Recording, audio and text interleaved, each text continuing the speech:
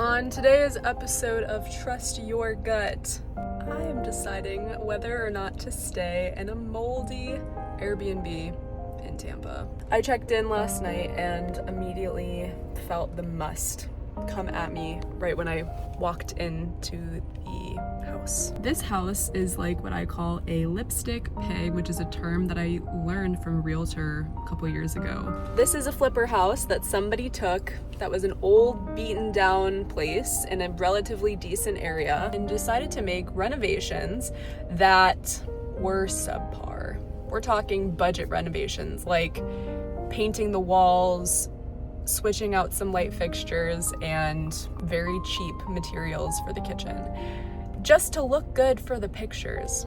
And then you walk in and the quality is just not there. So, as somebody who is very sensitive to mold and other toxins and has been exposed to mold, like I've mentioned, I know when a place has toxins in it.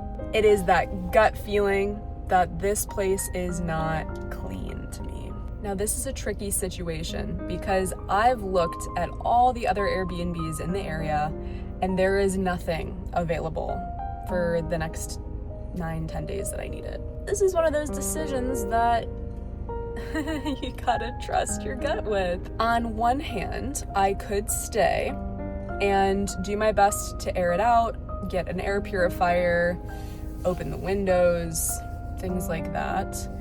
On the other hand, I could leave and get a hotel. I stayed there last night and I woke up with a bit of a stuffy nose and had to clear my throat a good amount of times.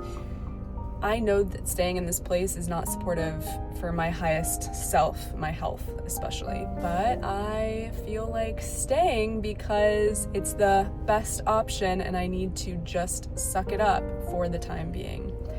This is a hard decision because all the options aren't great.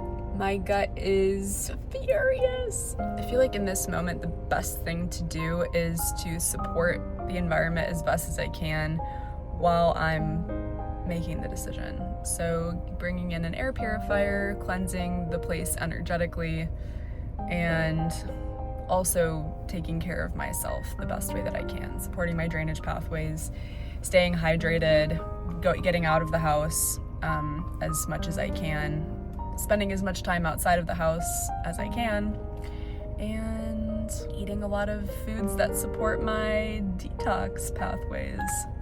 So that way anything I am exposed to, my body will know how to handle it. And also calming my nervous system and saying, it's all gonna be okay. I am safe, I am well, and focusing on that. Okay, a little update. So I have decided to stay at the Airbnb, and I'm not gonna show any videos or pictures of the place just for privacy purposes and also to respect the Airbnb owners. This is something that happens often where online the pictures look great, but then you go in person and it just feels different. This could be the same thing regarding people that you see online, catfishing in the dating scene, dating world. And this is why it's really important to trust your gut when you're making decisions for yourself. Oftentimes there's multiple choices we can make, many different options, and how do we pick the right one? And what if we are listening to our gut and we actually don't know, we're confused on what the right answer is? At the end of the day, you need to make a decision. It's a choice. It's one choice. And if you don't really know, you make a choice and you see what happens. And then you can decide, did I make the right choice here or did I not? And you can adjust accordingly next time. Kind of like I did with the coffee shop that fell off. The next time I went, it fell off and I left and it was fine. You can drive yourself crazy sometimes trying to make the right decision, and yeah, that's not always the most supportive either. So I've made a decision. I've decided to stay at the Airbnb, but what I'm doing now to support myself in that decision is getting an air purifier to cleanse the space, get a water filter as well so I have clean water, and supporting my body in all the other ways. That way I feel good and control what I can control, which is myself and not the environment at this point.